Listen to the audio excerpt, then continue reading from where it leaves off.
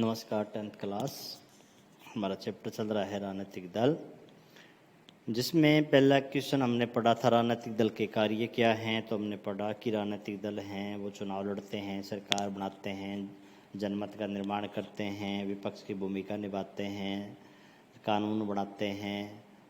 उसके बाद दूसरा क्वेश्चन हमने पढ़ा सरकारी राजनीतिक दलों की कमियां। राजनीतिक दलों के अंदर लोकतंत्र नहीं है, वंशवाद वाली कमी हमने पढ़ी कि राजनीतिक दल हैं वो एक दो परिवार के आगे पीछे सारा दल घूम रहा है। उसके बाद भी धन और अपराध के तत्वों वाला हमने पढ़ा। उसके बाद तीसरा भी लोगों के सामने और कोई विकल्प नहीं है। अब क्वेश्चन नंबर 3 ये है भी कुछ सुझाव दिए जाएं भी सुधार कैसे करें। जो इसमें कमियां हमने पढ़ी है, जो चुनौतियां हमने पढ़ी है, इनको कैसे सुधारा जाए। जैसे इसने चुनौतियां बताई है, वंशवाद वाली, आंतरिक लोकतंत्र की कमी, विकल्पहीनता, अपराध की बढ़ती हुई भूमिका, ये जो कमियां हैं वो सुधारने के लिए जो इसने पहला सुझाव क्या दिया है कि एक तो भी ऐसा कानून बनाया जाए कि कोई दल ना बदल सके।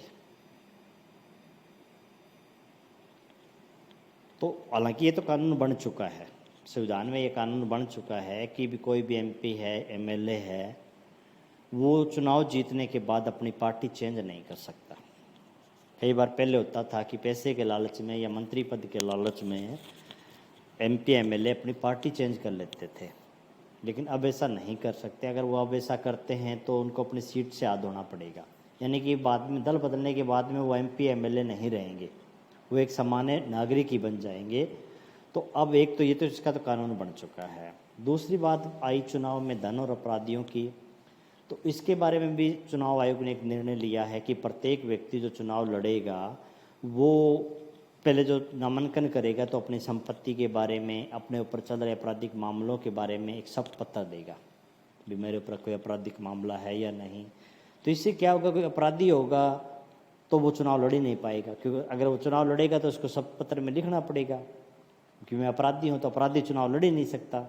तो एक तो धन और अपराधीकरण का जो है वो मामला भी धीरे धीरे कम होता जा रहा है। तीसरा सुझाव ये दे रहा है कि चुनाव आयोग ने हालांकि सभी दलों को कहा है कि वो अपनी आयकर रिटर्न भरें, सभी दल अपना दल के अंदर चुनाव करवाएं और अपने जितने भी सदस्य हैं उनकी एक सूची बनाएं। तो दलों में यानी कि लोकतंत्र स्थापित करने की कोशिश चुनाव आयोग ने सभी दलों को कहा है।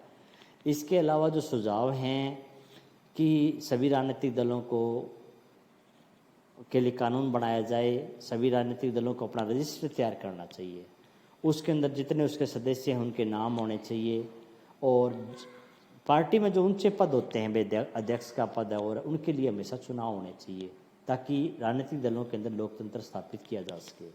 दूसरा है महिलाओं के लिए एक तय स्थान आरक्षित होना चाहिए। अगर महिलाओं के लिए एक तय स्थान आरक्षित हो जाएगा तो फिर एक तय महिलाएं चुनाव जीतकर संसद में जाएगी, तो इससे महिलाओं का उत्थान होगा। तीसरा, चुनाव लड़ने के लिए पैसे की बात है तो पैसा चुनाव आयोग को देना चाहिए। पैसा नगद तो देना ही नहीं है ना भाई, जो चुनाव लड़ रहा है उस व्यक्ति को या तेल का पैसा चाहिए भाई, वो गाड़ियाँ लेकर घूम रहा है वोट मांगने के लिए, या उसको जो बैनर छपवाने हैं, कागज़ छपवाने हैं, ये पैसे तो कहता ये चीज़ें चुनाव आयोग अपनी तरफ से सभी जो जितने चुनाव लड़ रहे हैं सबको उपलब्ध करवाए। तो ये कुछ सुझाव हैं। उसके बाद राजनीतिक दल का अर्थ क्या होता है, तो हमने शुरू में पढ़ा कि राजनीतिक दल कुछ लोगों का समूह होता है। कुछ लोग कौन से, जिन लोगों के विचार एक जैसे होते हैं, वो लोग एक दूसरे के नज़दीक आते हैं, चुनाव लड़के बहुमत प्राप्त करते हैं, बहुमत प्राप्त करके सरकार बनाते हैं, फिर समाज के कल्याण के लिए नीतियाँ बनाते हैं। प्रत्येक राजनीतिक दल की विचारधारा अलग अलग होती है। कांग्रेस की विचारधारा अलग है, बीजेपी की विचारधारा अलग है, दोनों सबकी नीतियाँ अलग अलग होती है। सभी राजनीतिक दल साधारण जनता के हितों के लिए कार्य करते हैं। किसी भी राजनीतिक दल के क्या गुण होते हैं, तो प्रत्येक राजनीतिक दल में कुछ व्यक्ति होते हैं, और कौन से, जिन लोगों के विचार एक जैसे होंगे वही तो एक दल में आएंगे। और प्रत्येक राजनीतिक दल या तो अकेले चुनाव लड़ता है या गठबंधन, दूसरी पार्टियों के साथ गठबंधन करके चुनाव लड़के सत्ता प्राप्त करने के प्रयास करता है। राजनीतिक दल में लोकतंत्र के लिए राजनीतिक दल का होना बहुत ज़रूरी है। मतदाताओं को इकट्ठा करना है, उम्मीदवारों का चयन करना है, चुनाव लड़ना है, सरकार बनाना है, इसके लिए राजनीतिक दलों का होना बहुत ज़रूरी है। दूसरा, अच्छी मजबूत सरकार के लिए जिस दल को चुनाव में बहुमत मिलेगा सरकार उसकी बनेगी, इससे शासन मजबूत होता है, कार्यपालिका विधानपालिका में सहयोग बढ़ता है, जो कि अच्छे शासन के लिए बहुत ज़रूरी है। विरोधी दल क्या होता है? विरोधी दल सरकार को निरंकुश नहीं होने देगा, विरोधी दल सरकार की कमियां ही तो ढूंढेगा, सरकार की आलोचना करेगा। विरोधी दल, जो दल सरकार में नहीं है उसका वो ये देखे वे सरकार कहाँ कमी करे, मैं उस कमी को जनता के बीच में लेकर आऊँ। राजनीतिक शिक्षा भी मिलती है और शांतिपूर्ण ढंग से परिवर्तन, ठीक है। तभी जिस दल की मान लो अब सरकार है और चुनाव होते हैं और उस दल को बहुमत नहीं मिलता, वो अपना इस्तीफा दे देता है। जिसको बहुमत मिलता है, यानी कि ये लड़ाई दंगा नहीं होता, वे लड़ाई दंगे से दूसरी पार्टी अपना समर्थन, नहीं, कुछ नहीं होता। जिस दल को बहुमत मिला वो अपनी सरकार बना लेगा। जनता सरकार के बीच में एक राजनीतिक दल है, वो एक कड़ी का काम करते हैं। उसके बाद चुनाव लड़ने और सरकार में सत्ता संभालने के लिए एकजुट लोगों के समूह को हम राजनीतिक दल कहते हैं। जिन लोगों के विचार एक होते हैं, मिलकर चुनाव लड़ते हैं, उनको राजनीतिक दल कहते हैं। उसके बाद सूची में कांग्रेस पार्टी, संयुक्त प्रगतिशील गठबंधन, भारतीय जनता पार्टी, राष्ट्रीय जनतांत्रिक गठबंधन, भारतीय कम्युनिस्ट पार्टी, वाम मोर्चा के भी कहते हैं, तेलुगु देशम पार्टी, ये प्रांत क्षेत्रीय दल है तमिलनाडु का।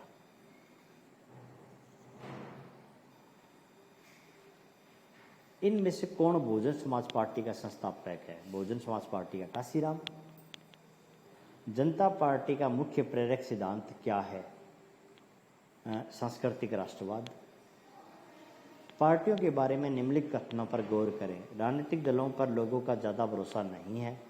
दलों में अक्सर बड़े नेताओं के घोटालों की गूंज सुनाई देती है। सरकार चलाने के लिए पार्टियों का होना जरूरी नहीं है।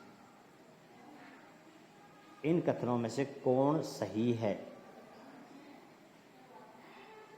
तो इसमें ए और ब दो ठीक है, सह गलत है। सरकार चलाने के लिए पार्टी का होना जरूरी नहीं, जरूरी तो है, पहले दोनों सही है।